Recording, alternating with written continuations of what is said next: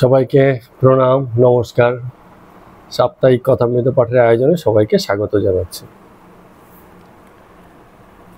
জগতে রহস্যীকরণ অনেক হয়েছে, সব জায়গাতেই গোপনীয়তা রাখা হয়েছে। কেন? লোক ঠকানোর খুব ভালো উপায়, গোপন করে রাখলে বোঝা না গেলে লোকে ঠকে যায়।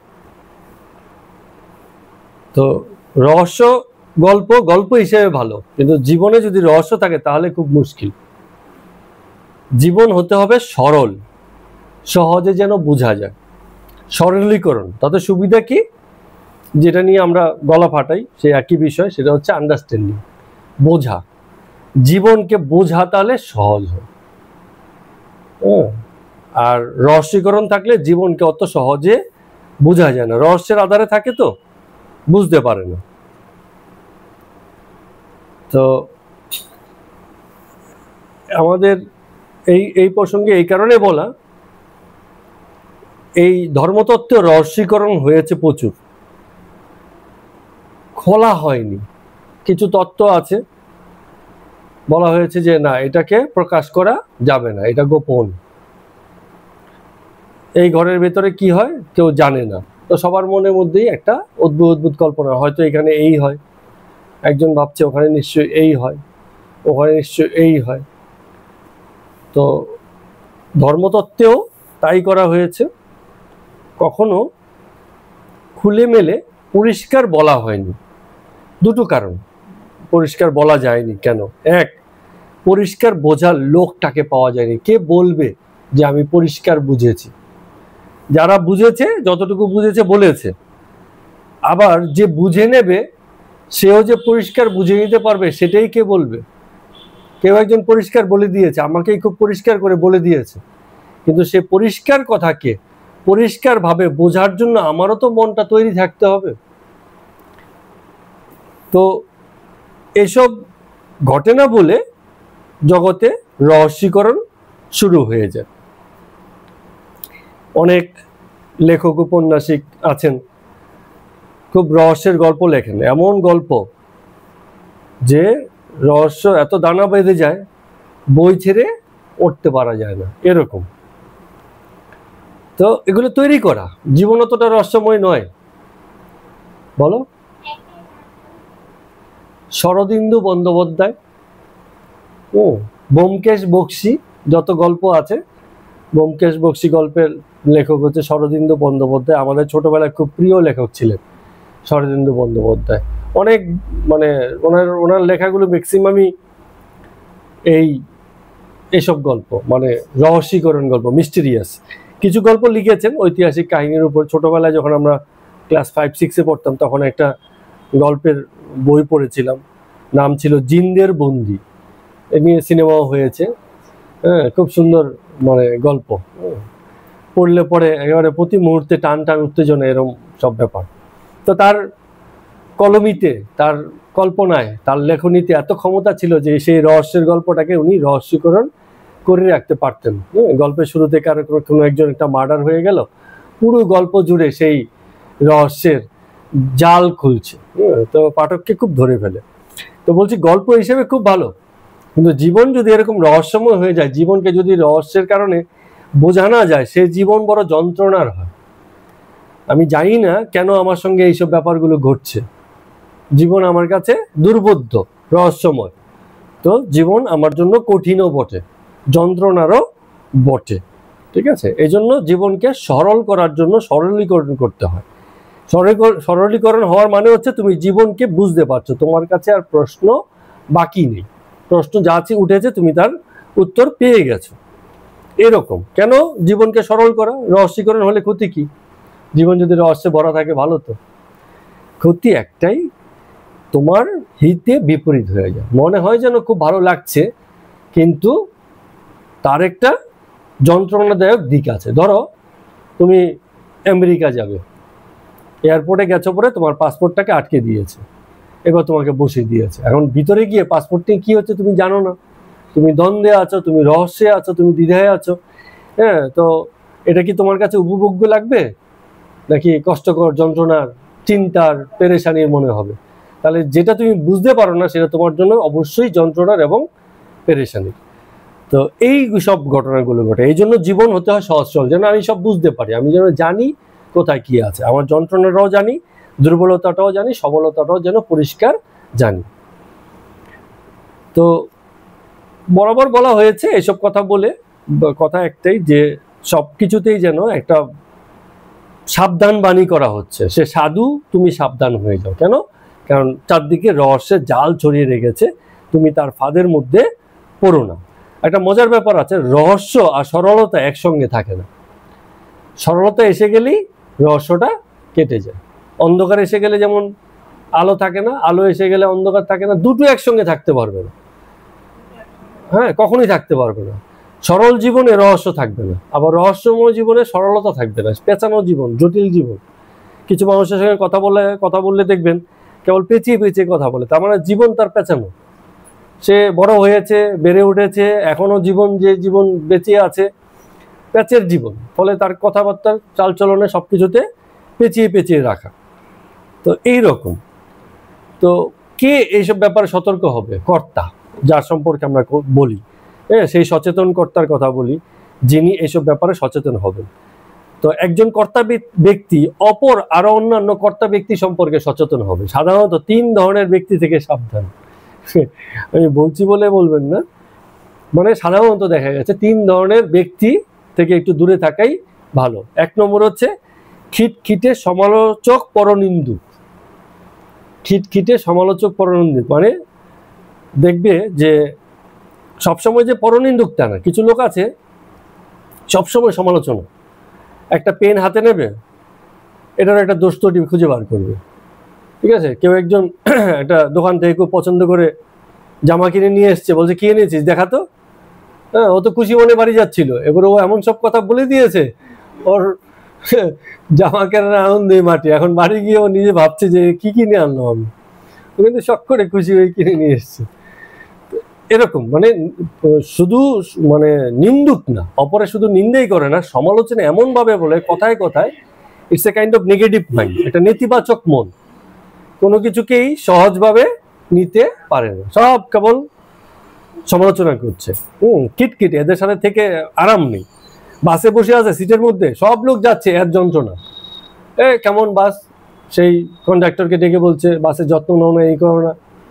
মানে প্রতি মুহূর্তে চলতে ফিরতে সব জায়গাতেই এক যন্ত্রণার নাম হচ্ছে এই ধরনের লোক, খিটখিটে সমালোচক পরনিন্দুক। পরনিন্দুক ওপরে এর নিন্দুক, ওর বাড়িতে গেছিলাম, ওর এরকম স্বভাব, ও এই করছে সেই করছে, ওর জীবনে এই, ওর বন্ধুর এই গল্প, এত কিছু নিয়ে থাকে কি করে? নিজের কোনো গল্প নেই, সব পরের গল্প। এই ধরনের লোক থেকে খুব সাবধান, কারণ ইরিটেটিং, বিরক্তিকর। একসময় মনে হবে এরা ভাই গেলে বাঁচি, এতক্ষণ গল্প করেছে, বাড়ি থেকে গেছে, ভাল লাগছে, খুব ভাল লাগছে। কিছু লোক আছে বলে, আছে না, অনেক সময় বলে না যে আপনার কি উপকার করতে পারি, বলে একটাই উপকার হয়, আপনি একটু থামলে ভালো লাগে। হ্যাঁ, মানে এইসব লোক কথা বললেই যন্ত্রণা, যতক্ষণ চুপ থাকে ততক্ষণ ঠিক লাগে। এই এক ধরনের লোক থেকে সাবধান। আরেক ধরনের লোক আছে হীনবুদ্ধি। জগতে 5টা 7টা বিষয় আছে, এইসব বিষয়ে সে বলতে পারে, এর বাইরে আর কিছু তার কাছ থেকে জানারও নেই, বোঝারও নেই। এমন ব্যক্তি, নতুন কিছু নেই, তার একই গল্প বারে বারেই বলা। অনেক শিক্ষিত এবং ভালো লোকের মধ্যে আমি এই জিনিস দেখেছি, একই গল্প, আমাকেই যে এই গল্প 4-5 বার শুনিয়ে ফেলেছে, এটাও তার মনে নেই, একই গল্পই বারবার শোনাচ্ছে। এইরকম পরিস্থিতি অনুযায়ী তার গল্প পাল্টায় না, জীবন তাকে নতুন নতুন গল্প দেয় না, একই গল্পের মধ্যে থাকে। তার মানে কি হচ্ছে, জীবনে 5টা 7টা 10টা বিষয় আছে, তাদের সঙ্গে কথা বলে, তাদের সঙ্গে মিশে তুমি জীবনের কিছু শিখতে পারবে না, তোমার কাছে নতুন কিছু আসবে না। তাদের মধ্য দিয়ে এই যে সময়, টাইম পাস তো এমন একজন ব্যক্তির সঙ্গে টাইম পাস হলো, যার কাছ থেকে আমি নতুন কিছু জানলাম না, বুঝলাম না, কিছুই না। তা এই এমন ব্যক্তির সঙ্গে কতদিন, 2 দিন 4 দিন 5 দিন পরে একসময় মানে তারাও ব্যক্তি মানুষ হিসেবে বোরিং হতে লাগবে। তো এরকম লোকের সঙ্গে মেশা উচিত, যার কাছে নতুন কিছু আছে, নতুন কিছু কথা আছে। একই গল্প সে বারবার আওড়ায় না, গল্প বলার না থাকে, চুপ করে থাকে, সেও ভালো, কিন্তু ওই একই গল্প বারবার বলে লোককে বিরক্ত করে না, এইসব লোক থেকে দূরত্ব। আরেক ধরনের লোক আছে সর্পজাত, সাপের জাত। এটা কিরকম আছে, এটা হচ্ছে যে তোমার সঙ্গে খারাপ একটা কিছু করে ফেললো, আবার কিছুদিন খুব ভালো চলছে, আবার কিছুদিন পরে ওই একই জিনিস, খারাপ যে করেছে হয়তো সে বুঝেছে, বুঝে আবার একটু ভালো চললো, আবার সেই একই জিনিসেরই পুনরাবৃত্তি করছে। সাপ কি হয়, দুধ কলা দিয়ে রাখলে মনে হয় যেন পোষ মেনেছে, কিন্তু অ্যাকচুয়ালি পোষ মানে না, যখন তখন আবার সে ছোবল দেয়।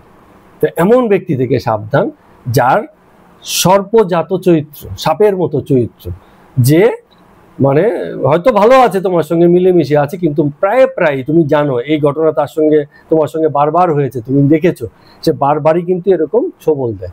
এইসব লোকের থেকে দূরত্ব, যে জানো যতই ভালো থাকুক না কেন একসঙ্গে সে ছোবল দেবে। হ্যাঁ বলো। এগুলো কথামৃততে লেখানো, এগুলো আমরা কথামৃতের প্রারম্ভে একটু আলোচনা করছি জগৎ সম্পর্কে, জীবন সম্পর্কে, তাই নিয়ে শুরু, এবং তাইয়ের পরে গিয়ে আমরা কথামৃতের কথাতে অমৃত বাণীতে ঢুকবো। তো এই যে প্রাথমিক আলোচনা হলো যে জগতের রহস্যীকরণের ব্যাপারে একটু দূরে থাকবে, কারণ রহস্যীকরণ জীবনকে আন্ডারস্ট্যান্ডিং দেয় না, জীবনকে দ্বিধাগ্রস্ত করে, জীবনকে যন্ত্রণাদায়ক করে। আর এরকম 3-4 রকমের লোক আছে যাদের থেকে একটু দূরত্ব বজায় রাখা হয়তো সাধুর জন্য সাবধান বাণী হয়ে গেল। তো চলুন এই প্রারম্ভিক আলোচনা দিয়ে কথামৃতের আমরা আজকে পর্ব সংখ্যা 114 শুরু করছি। এখানেও একটা খুব ইন্টারেস্টিং জায়গাতে আজকে শুরু হবে কথামৃত আলোচনাটা। ঠাকুর বলছিলেন একটা ব্যাপার, যে এই যে অনন্ত জল, সাগর ধরে নিচ্ছি, সাগরের অনন্ত জল, কত জল আমরা তো জানি না, এই মেপে কি আর বার করা যাবে সাগরে কত জল আছে? তো সেই জলের মধ্যে, সাগরের এক জলের মধ্যে একটা কলসি, এখানে বলা হয়েছে ঘট, ডুবিয়ে দেওয়া হয়েছে। এখন ঘটের ভিতরেও জল ঢুকে গেল। তো সাগরের জল আর ঘটের জল দুটো কি এক না আলাদা? এক। কিন্তু যখন ঘটের মধ্যে জল ঢুকে গেছে, ঘট বলছে এই জলটা তো আমার ভিতরে ঢুকেছে, এটা তো আমার জল, যদিও সাগরেরই জল, কিন্তু ঘট বলছে বা তোমাকেও ভাবতে বলছে যে কেন এটা সাগর হবে, সাগরের জল হবে। যখন তুমি বোতলে ভরে নিয়েছো গঙ্গার জলটা, আলাদা তো হয়ে গেছে। এটা গঙ্গার জল আমরা বোতলে গ্যালনে ভরে নিয়ে আসি না, তো আলাদা হয়ে গেল, তো গঙ্গায় তো নেই, গঙ্গা থেকে বিচ্ছিন্ন হয়ে গেল। তো এখন ব্যক্তি যে দেখছে যে ওখানে একটা ঘট ডুবানো আছে, ঘটের জল আলাদা আর গঙ্গার জল আলাদা, সমুদ্রের জল আলাদা। তো ঘট বলছে যে আমার ভিতরের জল আলাদা, আর যে দেখছে সে বলছে ভিতরের জল আলাদা। এখন ঘটটা ভেঙে গেল, ধরে নাও ঘটটা ভেঙে গেল, তখন কি হয়ে যাবে? সব জল এক হয়ে গেল। এখন এটা যে এক হলো এটা বলবে কে? ঘট তো নেই, ঘট তো ভেঙেই গেছে। ঘট কি আর বলবে? যতক্ষণ ঘট আছে ততক্ষণ সে বলতে পারবে যে এটা আমার ভিতরের জল। ঘট যখন ভেঙে যায় তখন তার ঘট বলার মতো জায়গায় নেই, সে তো আর বলতে পারবে না যে আমার জল, কারণ সে তো নেই, ভেঙে গেছে সে। আর ঘট যদি ভেঙে গিয়ে থাকে, ওই জলটা যে ঘটেরই জল এটা দেখবে কে? সেই লোকও তো নেই, সেই লোক থাকলেও তো সে আর দেখতে পাচ্ছে না। আমার কথা কি বোঝা গেছে? এই জায়গাটা খুব ইন্টারেস্টিং। আমরা ভেদ তো দেখলাম যে একটা অনন্ত জিনিসকেও আমরা ছোট করে ভাগ করতে পারি যদি সেটাকে শান্ত করে দেয়া যায়। শান্ত বানানটা আমরা এর আগে বলেছিলাম, দন্তস্ব আকার নয়তান্ত। শান্ত মানে হচ্ছে সীমিত, ক্ষুদ্র, খণ্ডাংশ, অংশ। তো যখন ঘটের মধ্যে ঢুকে গেল জলটা, তখন এটা একটা খণ্ডাংশ হয়ে গেল। কিন্তু যতক্ষণ ঘট আছে, ঘট বলবে এই জলটুকু আমার, আর যে দেখছে সে বলবে এই জলটুকু ঘটের। কিন্তু ঘট যখন ভেঙে যায় তখন ঘটও এই কথা বলার জন্য থাকে না, আর যে এতক্ষণ দেখছিল সে আর তখন কিছু দেখতে পায় না, সেখানে সব জল তো এক হয়ে গেছে। ঠিক আছে? তো যখন এই কথাই ঠাকুর বলছিলেন যে যতক্ষণ পর্যন্ত একজন দর্শক আছে, দেখবার একজন লোক আছে, সে এইটাকে ভেদ করবে। আর যে এটাকে আলাদা করে রেখেছে, যে ব্যারিয়ারটা, বাধাটা, ঘরটা, সে বলবে যে এটা আলাদা আছে। কিন্তু এর যে কোনো একটা যদি ভেঙে যায় তখন কিন্তু আর এই জিনিসটা আলাদা বোধ হবে না। তার মানে জগতের এই যে ভেদবোধ, যত রকম ভেদবোধ, এটা আমরা দেখছি বলে, আমরা মনে করছি বলে ভেদ। যেই মুহূর্তে ভেদবোধ চলে গেল ওমাল আর কোনো ভেদ নেই। বুঝা গেল? খুব ইম্পর্টেন্ট জিনিস। মানে এটা দৃষ্টিভঙ্গিগত পার্থক্য, সাইকোলজিক্যাল। যতক্ষণ আমি দেখছি ভেদ আছে ততক্ষণ ভেদ আছে, যেই আমি নেই, কি ভেদের আস্তরণ উঠে গেছে, তখনই ভেদ দূর হয়ে গেছে।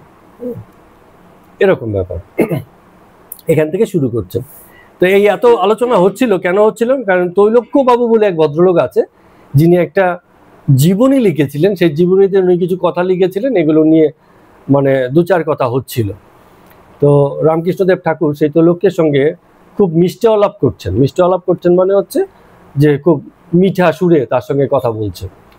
কারণ ঠাকুরের মধ্যে এই ব্যাপারগুলো ছিল, কখনো কারোর সঙ্গে যদি এমনি কথাও হয় আন্তরিকভাবে, অনেক সময় কি তাকে ডেকে নিয়ে পাশে বসিয়ে মিষ্টি সুরে কথা কয় আন্তরিকভাবে।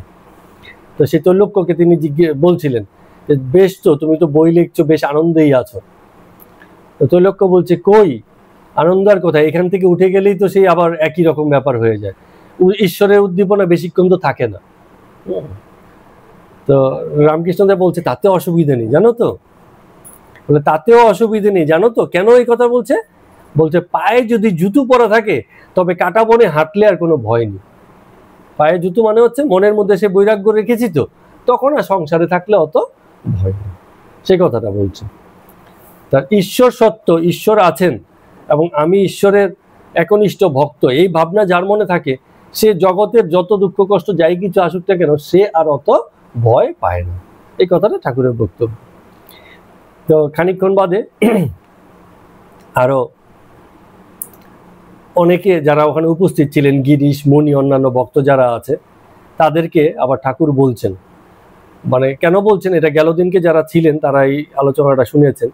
সেখানে একটা কথা হচ্ছিল যে ঠাকুর নাকি ওই যে কি যেন নামটা, গিরিশ ঘোষ না, ওনার নাম হচ্ছে কার উপরে বইটা যেন লিখেছিল আমার এখন মনে পড়ছে, কেশব সেন। হ্যাঁ, বাহ, খুব সুন্দর।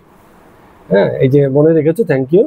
কেশব সেনের উপরে যে গ্রন্থটা রচনা করেছিল, সেই গ্রন্থের মধ্যে তৈলক্য বলেছিলেন যে ঠাকুর একসময় সংসার বিষয়ে বিরাগী ছিল, সংসার তার ভালো লাগতো না। কেশব সেনের সঙ্গে কিছুদিন মেশার পরে ঠাকুরের মনে হলো সংসারে থেকেও ধর্ম করা যায়। এটাও উনি বইয়ের মধ্যে লিখেছেন। হ্যাঁ, তো ঠাকুর এটার খণ্ডন করতে গিয়ে বলেছেন যে যে একবার ঈশ্বর আনন্দ পেয়েছে, সংসারের আনন্দ তাকে আর তার কাছে তো পাঞ্ছে লাগবে, আলুনি লাগবে।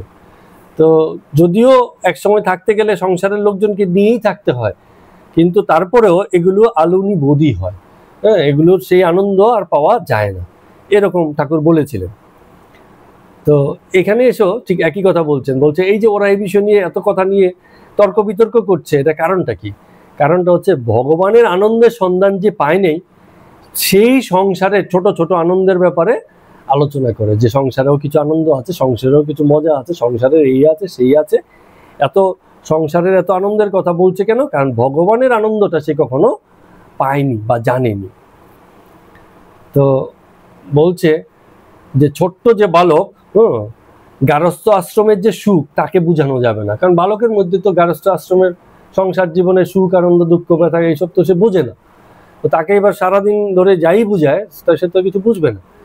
তো এরকম ঈশ্বর আনন্দ যে কেমন আনন্দ, যে এটা পায়নি, হ্যাঁ, তা তো 5 বছরের বালকের স্বভাব, তাকে যতই বলি না কেন যে খুব আনন্দের ব্যাপার, ও কিন্তু ঠিক মানে বুঝতে পারে না। তো অখণ্ড সচ্চিদানন্দকে মানে কে ভাবতে পারে বা তাকে জীবনে আরাধ্য করতে পারে? রামচন্দ্রকে 12 জন ঋষি পর্যন্ত অবতার হিসেবে মানতে চায়নি। অন্যান্য ঋষিরা মেনেছিল, ভরদ্বাজ ঋষি যারা ছিল, কিন্তু আবার অন্যান্য ঋষি কিছু ছিল তারা বলছিল যে না, তুমি সশরীরে আছো, যুগশ্রেষ্ঠ, তোমার উচ্চতাকে আমরা মানি, তোমার সাধুতাকে আমরা সম্মান করি, শ্রদ্ধা করি, ভালোবাসি, কিন্তু মানে অবতার বলে মানতে রাজি নয়, এরকম। বা অবতার হিসেবে মানে এই হিসেবে মানতে রাজি নয়, মানে পুরুষোত্তম বা পুরুষ হিসেবে, অবতার পুরুষ হিসেবে মানতে রাজি নয়, এরকম ব্যাপার। তো এখন এই যে এরকম ভিন্নতা দেখা গেল, কেউ মানতে রাজি হলো, কেউ মানতে রাজি হলো না, কাউকে বুঝালে বোঝে, আবার কাউকে শত বুঝালেও বোঝে না, এরকম মানে বেদ তৈরি হচ্ছে কেন? এটা বোঝানোর জন্য এবার রামকৃষ্ণদেব ঠাকুর একটা গল্প বলছেন। গল্পটা খুব জুৎসই গল্প। বলছে যার যেমন পুঁজি সে সেই রকম জিনিসের দামই দেয়। এটা আমরা অনেক সময় ছল করে করি। হ্যাঁ, কোথাও একটা জিনিস কিনতে গেছি, জিনিসের খুব দাম, এখন দোকানদার বলছে আচ্ছা আমার দাম তো শুনলেন, আপনি একটা বলেন। এখন ওই লোক তো বলতে চাইছে না দাম, বলে না না না আমি দাম বলবো না, বলে অনেক বেশি অনেক বেশি। আচ্ছা বেশি তো ঠিক আছে, আপনি একটা বলুন না আপনার কি আছে। হ্যাঁ, তখন বলে যে আমি যেই দর দেবো তা শুনলে তুমি খুশি হবে না, কারণ আমার প্রস্তুতি ওই রকম। তখন হয়তো 50 টাকা জিনিসের 5 টাকা দাম বললো, এরকম যে আমার প্রস্তুতি তো ওই, আমি এই জন্যই বলতে চাইনি। তো যার যেমন প্রস্তুতি সে তার জিনিস সেই জিনিসের সেই দামই দেবে। যার জানা নেই কোনো বিষয় সম্পর্কে, তাকে যদি জিনিসের দাম জিজ্ঞেস করা হয় সে কি বলবে? উল্টো পাল্টা দাম বলবে। অনেক সময় হয় না, আমরা বাইরে থেকে বিশেষ করে কোনো মানে রেয়ার আইটেম যদি কিনে নিয়ে আসি, তখন বাড়িতে জিজ্ঞেস করি বলো তো এই জিনিসের কি দাম। তো এক একজনে এক এক রকম দাম বলে। তো যে যার যেমন অভিজ্ঞতা সে সেই হিসাবেই দাম দেয়। কেউ তো জানে না, সে সেই হিসাবে সে কি দাম হবে বলতেই পারে না, একটা এলোমেলো দাম দিচ্ছে। তো জীবনও তাই, আমাদের যার যেমন যোগ্যতা সেই হিসাবে তার আন্ডারস্ট্যান্ডিং, যার যেমন প্রস্তুতি সেই হিসাবে সে পরীক্ষা দেবে। হ্যাঁ, এটা বলা খুব মুশকিলের ব্যাপার, যদিও কথাটা আপেক্ষিক, যে আমার প্রস্তুতি খারাপ কিন্তু পরীক্ষা খুব ভালো হয়েছে। ঠিক আছে, এটা কথাটা ঠিক নয়। প্রস্তুতি তোমার যেমন, প্রশ্নপত্র সেই হিসাবে হয়েছে আর সেই হিসাবেই তোমার পরীক্ষা হয়েছে। ঠিক আছে, প্রশ্নপত্র আর প্রস্তুতি এই দুইয়ের মেলবন্ধনেই পরীক্ষাটা দাঁড়ায়। কারণ কি, তোমার একক প্রস্তুতির উপরও বিষয়টা পরীক্ষা কেমন হবে সেটা তুমি জানো না। প্রশ্নপত্রের একটা ব্যাপার থাকে, স্যারের যে প্রশ্ন করবেন সেই স্যারেরও তো একটা প্রস্তুতি আছে। স্যার এবার ঠিক করেছেন সবাইকে নাকানি চুবনি খাইয়ে দেবেন, এমন প্রশ্ন করে দিয়েছেন। ভালো প্রস্তুতি থাকলে কি হবে, পরীক্ষা তো খারাপ হবে। আবার তোমার প্রস্তুতি স্বাভাবিক, সবকিছুই পড়েছো, এবার স্যারও ঠিকঠাক যা যা পড়িয়েছে তা তা প্রশ্ন করেছে, তোমারও মিলে গেছে, তোমার প্রস্তুতি ঠিক হয়ে গেছে। তো বিষয়গুলো হচ্ছে এরকম। এখন কেউ একজন বাড়ি করবে, যেমন আমি যখন বাড়ি করতে গেছি বলছি না না আমার অত টাকা খরচা করার ক্ষমতা নেই, আমি এত দামি দামি লাগাবো না, আমি লাগাবো এর মধ্যে একটু উইদিন লিমিটস। তো যার যেমন প্রস্তুতি, আমাদের বাড়িঘরের চেহারা দেখলেও বুঝতে পারবেন কেমন বাড়িঘর হয়েছে, মানে কেমন খরচা হয়েছে। ওনাদের দেখলে যেমন বুঝবেন অনেক খরচাপাতি করেছে। ঠিক আছে, এরকম। তো বিষয়গুলো হচ্ছে মানে ফলই বলে দিচ্ছে প্রস্তুতিটা কেমন।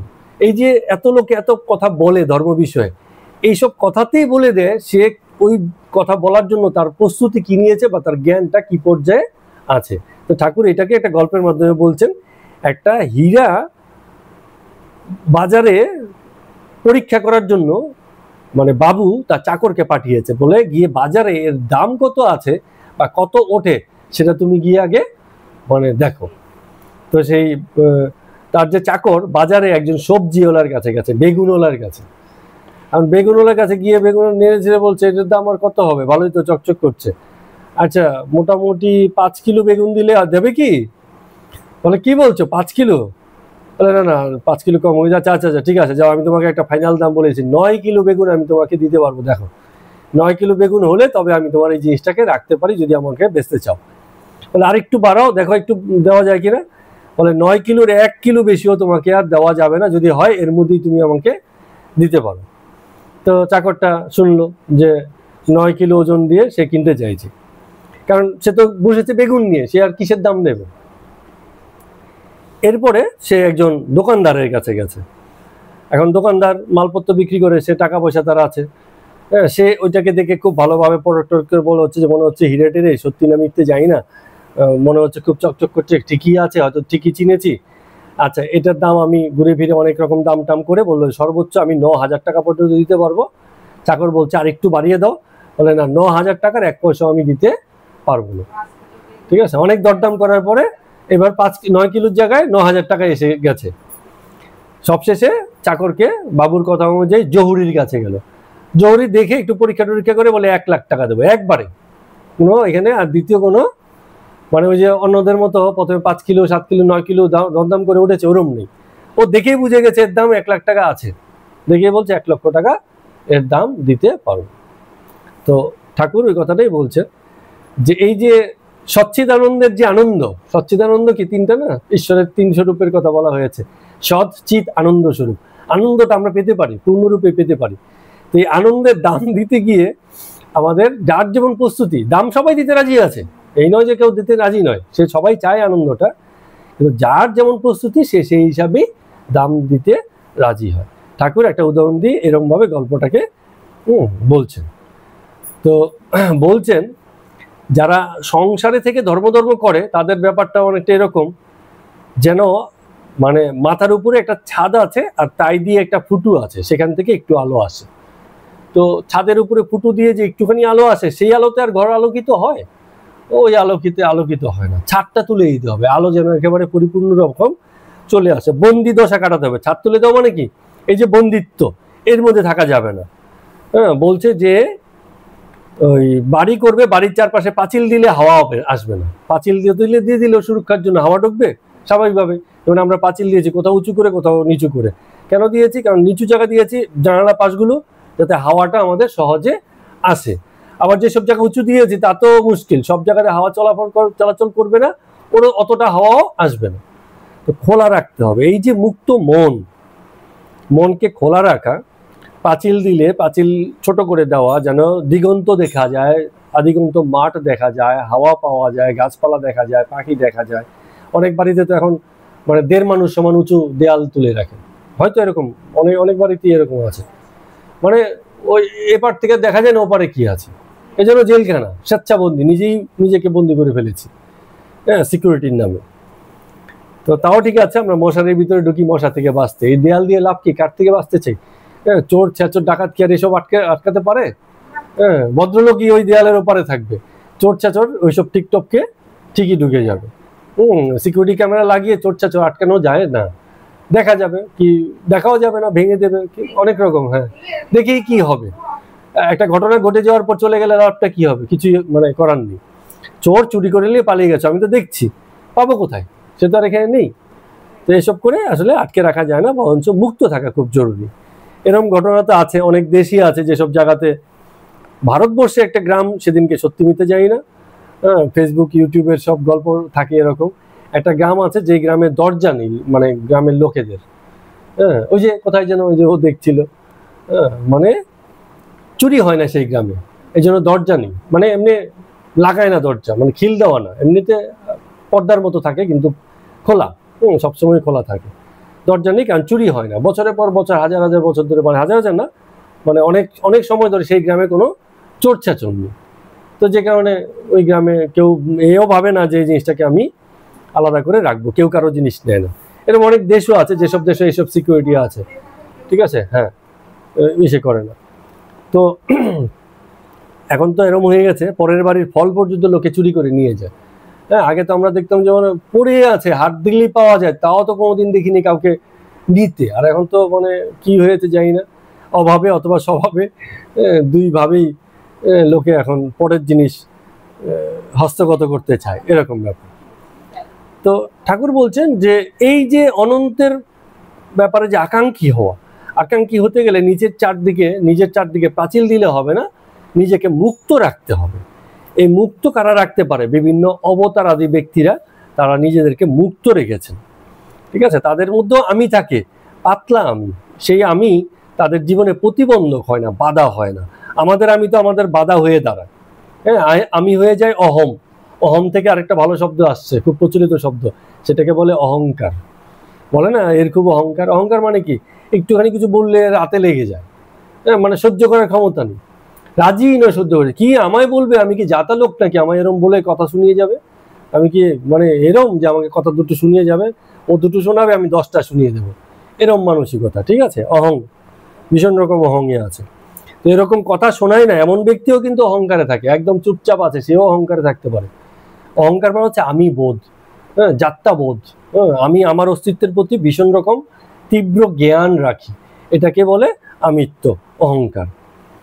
তো সেই কথাটা বলছে, ওই যে কলসি ভেঙে গেলে কোথায় আমি, আমার অহংকার, যে কত জীবন কত মৃত্যু চোখের সামনেই ঘটছে, এই আমি আর অহংকার কিছুই শেষ পর্যন্ত থাকে না। আমি জন্মালেই আমার অহংকার জন্মে, আমি মরলেই সঙ্গে সঙ্গে অহংকারের মানে পতন হয়ে যায়, কোনো কিছুই থাকে না। এত টেস্ট, রুচি, শিক্ষা কোনো কিছুই আর মানে থাকে না। সুতরাং এগুলো কোনো কিছুই যে জীবনের জন্য প্রয়োজনীয়, উপযোগী বটে, কিন্তু এগুলোই জীবন না। সবচেয়ে বড় কথা, এই যে যা কিছু অর্জন মানে ব্যক্তি মানুষ হিসেবে অর্জন করে নিজের প্রতিষ্ঠার জন্য, এর কোনো কিছুই মানে জীবন নয়, এটা জীবনের অনুষঙ্গ মাত্র, উপাদান মাত্র, ঠিক আছে, এরকম। তো এগুলো ঠাকুর বলছেন। তো এইসব কথা যখন বলছেন, ভক্তরা এই অবতার তত্ত্বের কথা শুনে খুব অবাক হয়ে যাচ্ছে। সেই দিনকে সত্যি এইসব কথা বলার মতো লোক ছিল না। আজকের দিনেও দেখুন না, আমরা কথামৃতিতে যেসব কথা ঠাকুরের মুখ থেকে এরকম প্রায় অশিক্ষিত এক ভদ্রলোকের কাছ থেকে এত উচ্চ জ্ঞানের জিনিস আমরা পেলাম, যে এগুলো এর আগে তো অনেক কথা আছে যেগুলো কখনো আমরা শুনিনি, কারো কাছ থেকেই শোনা যায়নি এমন কথা। আসুন আমরা আরেক দিনের ঘটনা শুনছি। সেদিন 24 এপ্রিল 1885 খ্রিস্টাব্দ, শুক্রবার। মাস্টার মশাই আন্দাজ বেলা 1টা নাগাদ মানে বলরামের বৈঠকখানায়, যেখানে ঠাকুর এসছেন কলকাতাতে, গিয়ে দেখছেন ঠাকুর ঘুমিয়ে আছেন। ঘুমিয়ে আছেন কি, অনেক সময় এরকম হয় না যে কারো বাড়িতে নেমন্তন্ন করেছে, ভক্তবৃন্দ আসতে দেরি আছে, 2-4 জন এসছে, চুপচাপ বসে আছে, কার সঙ্গে কতক্ষণ বকা যায়, সবাই প্রণাম টনাম করে পাশে বসে আছে, ঠাকুরও বসে আছেন। বসতে বসতে হয়তো ঝিমুনি পেয়ে গেছে, উনিও ঘুমিয়ে পড়েছেন। বাড়ির লোকও বলছে তো ঠাকুর তাহলে আপনি একটু বিশ্রাম করে নিন। বাকিরাও চুপচাপ আছে, উনিও ঘুমিয়ে নিয়েছেন। তো এই সময় এসে আমাদের মাস্টারমশাই মনীন্দ্রবাবু পৌঁছেছেন।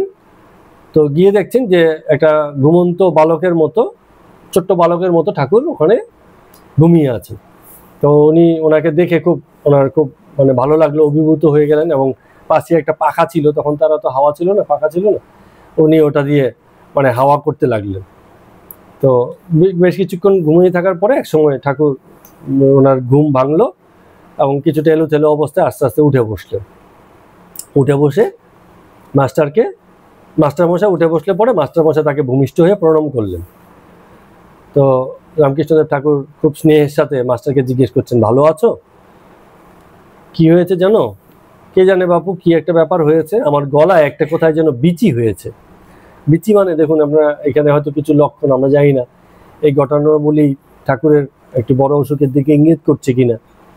বলছে গলায় বিচি হয়েছে মানে কোথাও একটা বাদো বাদো লাগছে, গলায় আটকে আটকে থাকে না, মনে হয় না কিছু একটা, হ্যাঁ টিউমার মতো কিছু একটা হয়েছে। বলছে গলায় একটা বিচি হয়েছে, শেষ রাত্রে বড় কষ্ট হয়, কিসে যে ভালো হয় বাপু বুঝে উঠতে পারছেন, একটু চিন্তিত হয়ে বলছেন ঠাকুর। আমের অম্বল করেছিল, সব একটু একটু খেলুম। অম্বল মানে হচ্ছে আমের চাটনির মতো করেছিল, সেই আমি একটু একটু খেলুম। মাস্টারকে বলছেন। আচ্ছা, তো তারপর আবার জিজ্ঞেস করছেন তোমার পরিবারের কেমন আছে? পরিবার মানে হচ্ছে স্ত্রীর কথা জিজ্ঞেস করছেন। সেদিন দেখলুম ঠান্ডাতে খুব কাহিল আছে, হ্যাঁ একটুখানি ইসে খাওয়াবে, ঠান্ডা জাতীয় কিছু দেবে। মানে কাহিল দেখলুম, কথাটা আমি আবার বলছি যে খুব কাহিল দেখলুম, একটু ঠান্ডা জাতীয় কিছু খাওয়াবে। তো মাস্টারমশাই বলছেন ঠান্ডা মানে কি ডাব টাব খাওয়াবো? বলে না, সবচেয়ে ভালো হয় মিষ্টি শরবত খাওয়া।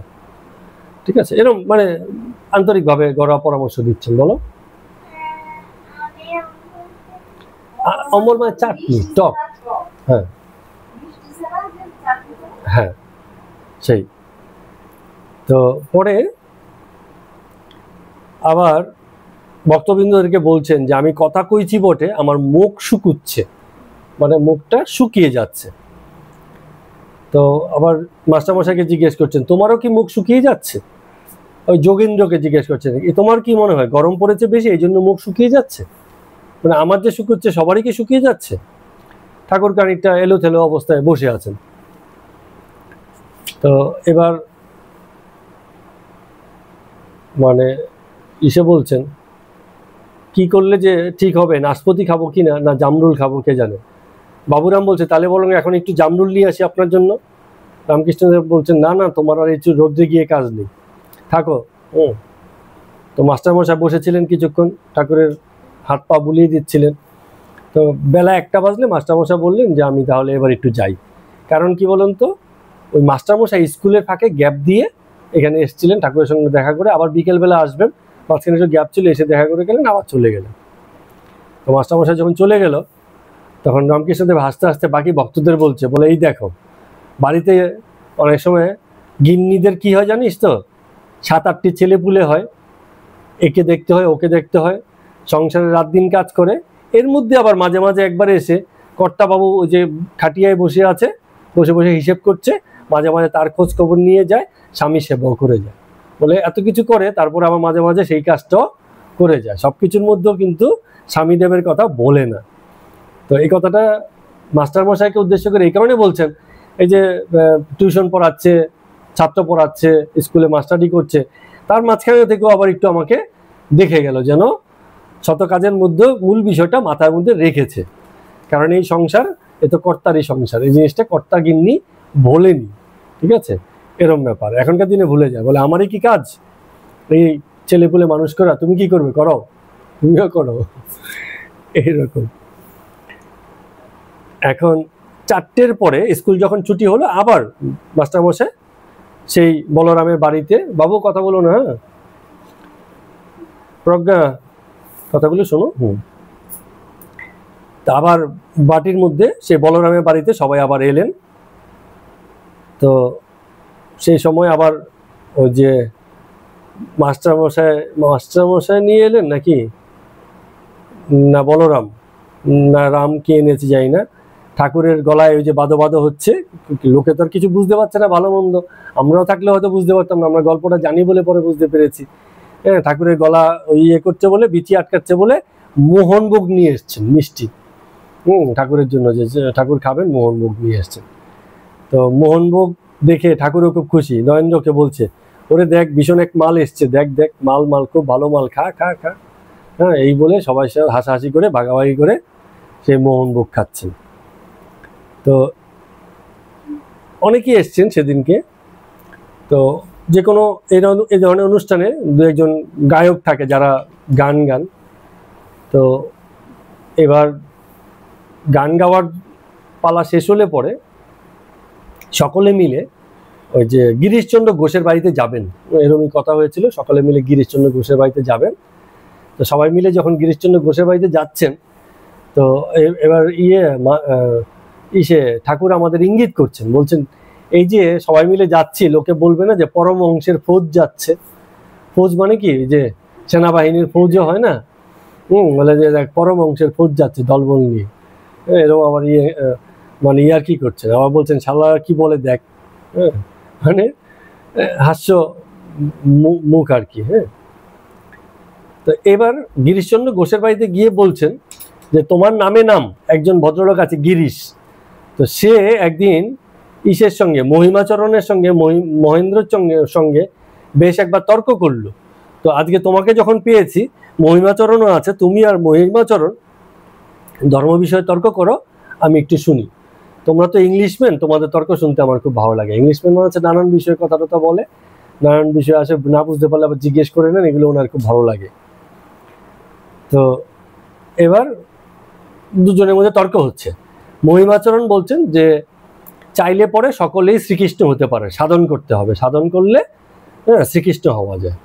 কিন্তু গিরিশবাবু বলছেন যে না, চাইলেও সবাই শ্রীকৃষ্ণ হতে পারবে না, শ্রীকৃষ্ণ অবতার, মানুষ হাজার সাধন করতে পারে, শ্রীকৃষ্ণের অনেক গুণই হয়তো মানুষের মধ্যে থাকতে পারে, কিন্তু একেবারে শ্রীকৃষ্ণই হয়ে উঠবে এমন কিন্তু হয় না। তো এই যে জিনিসগুলো, এগুলোর ব্যাপারে তোমাদের কি মত? শ্রীকৃষ্ণ কি হওয়া যায়? অ্যাকচুয়ালি এখানে আমাদের হ্যাঁ হ্যাঁ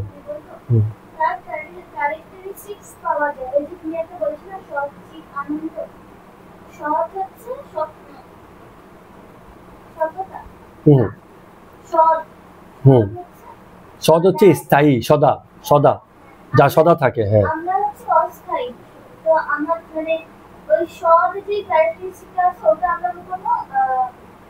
পাবো না, কারণ আমাদের মানে নশ্বর জীবন। চৈতন্য,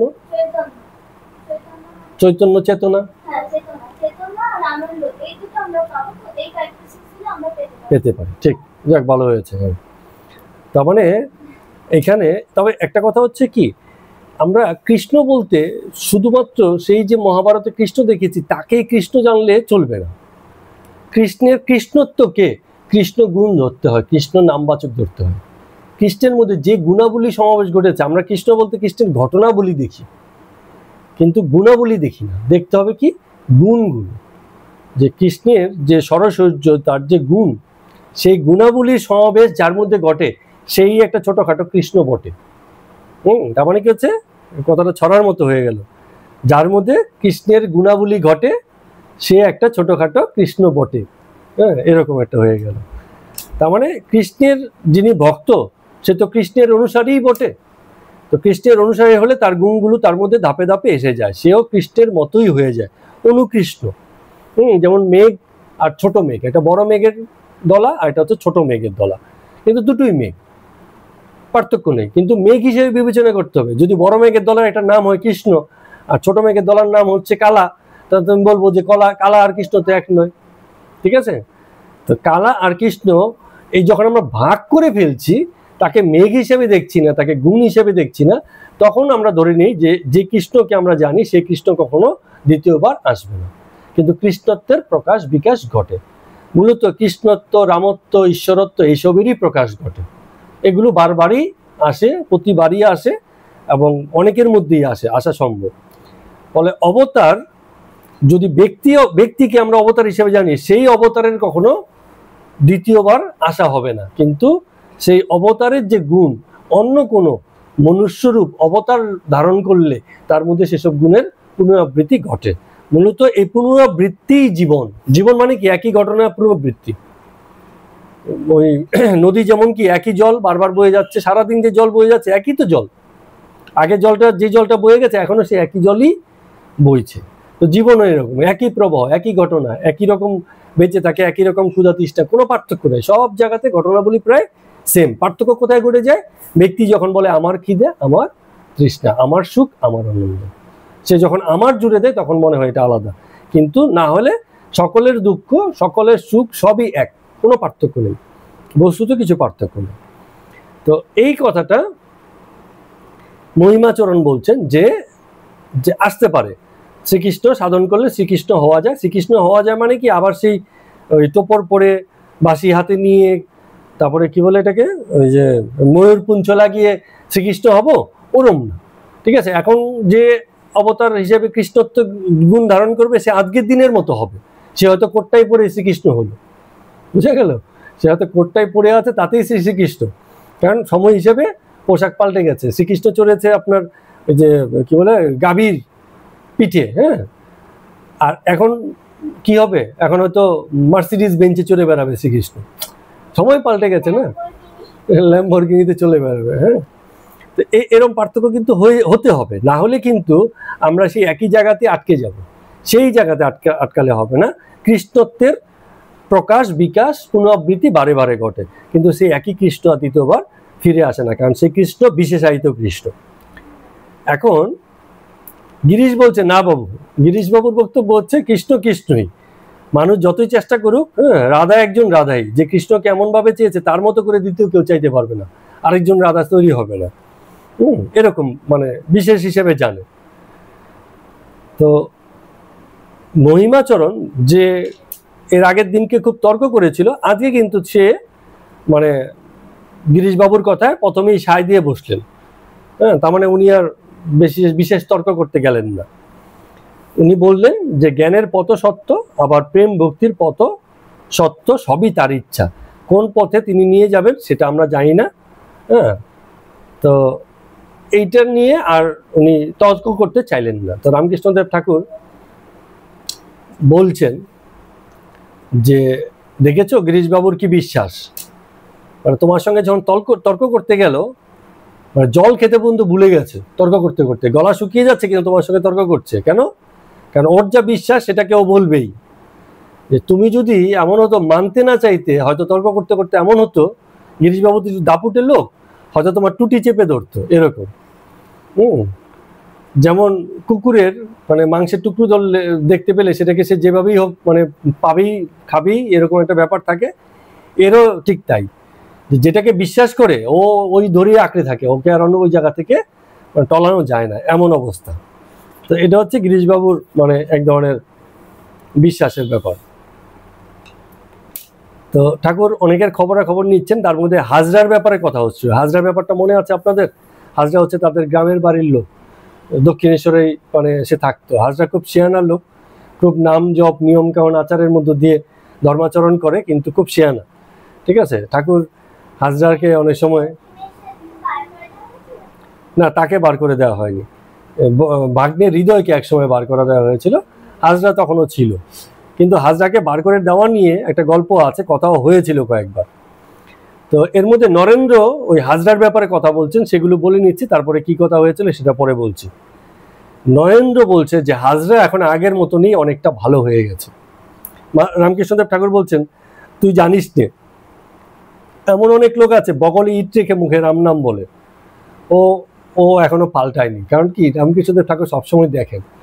আর নরেন্দ্র হয়তো কখনো কখনো দেখেন, দেখা হলো কারো বাড়িতে গিয়ে, দু চার কথা হলো, হ্যাঁ। আর হাজরার তো মানে হাজরা হচ্ছে রামকৃষ্ণদেব ঠাকুরের গায়ের লোক, এ তো সব। আর নরেন্দ্র হয়তো মানে নরেন্দ্রের সঙ্গে ভালো ব্যবহারই হয়তো করেছে, এমন হয়েছে, এমন কথা বলেছে। তো নরেন্দ্র বলছে না, আমি তাকে জিজ্ঞেস করেছিলাম, সে বলল না, সে আর আগের মতো ওইসব করে না। রামকৃষ্ণদেব বলছে যে তার নিষ্ঠা আছে, জপ টপও খুব করে, কিন্তু এমন অবস্থা যদি সুযোগ পায় গারোয়ানের ভাড়া দেয় না। মানে গাড়ি চলে এসে, হ্যাঁ, গারোয়ানকে যে পয়সা দিতে হবে সুযোগ পেলে কেটে যায়, টাকা দেয় না, এরকম অবস্থা।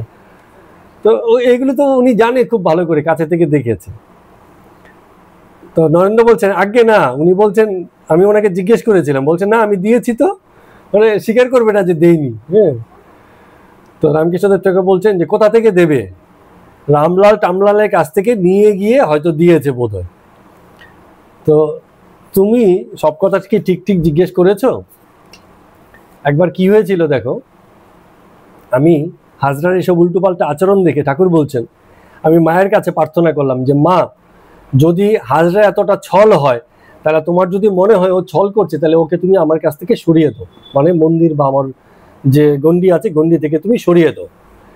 তো কথায় কথায় মায়ের কাছে যে প্রার্থনা করেছি সেটা ওকেও বলেছিলাম।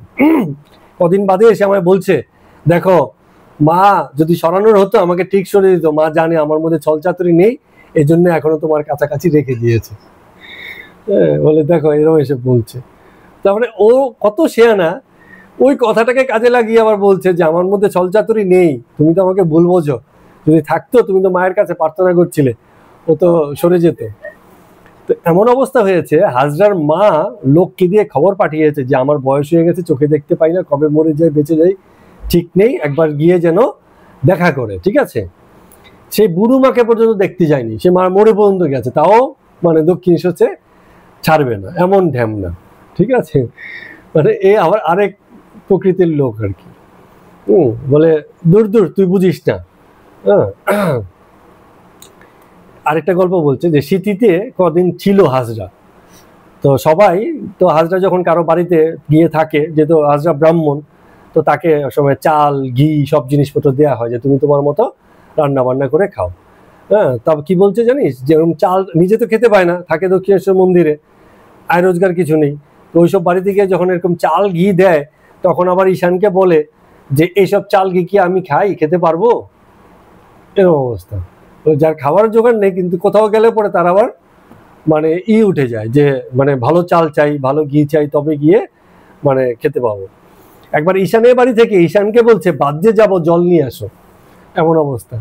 হ্যাঁ, তো বাদ্যে যাবো মানে কি, বাথরুমে যাবে। হ্যাঁ, তো সে শান কি ইয়ে করে কি করে বলে এটাকে, বদনা করে বা কিছু একটা করে তো জল নিয়ে যেতে হয়। তো যার বাড়িতে গেছে সেই গৃহস্থকে বলছে আমাকে একটু জল এনে দাও, আমি বাদ্যে যাবো। তো এগুলো তো সবাই তো সহজভাবে নেবে না। তো এবার যখন নরেন্দ্র আবার বলছে, বল না এই কথা আমি ঈশান বাবুকে কি নাম হাজরাকে জিজ্ঞেস করেছিলাম, হাজরা বলেছে না না, আমি তো বলিনি ওনাকে দেওয়ার জন্য, উনিই দিতে এসেছিল। মানে কথা বলে আমি না ব্রাহ্মণ জ্ঞানে আমাকে সেবা করার জন্য, উনি দিতে চেয়েছিল, আমি নিইনি, উল্টো হয়েছে ব্যাপার, এরকম।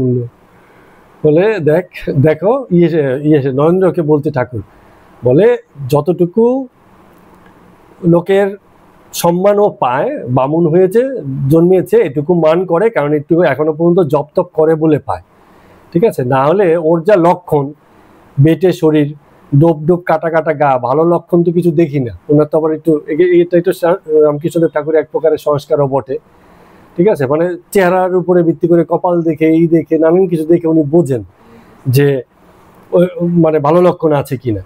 হ্যাঁ, তো ভবনাথ মাঝখান থেকে বলছে ঠাকুর থাক থাক, ওসব কথায় কাজ নেই, আপনি ছাড়ান দেন। হ্যাঁ, তো ঠাকুর রামকৃষ্ণদেব বলছে না না, থাক থাক না, কথাগুলো শোন।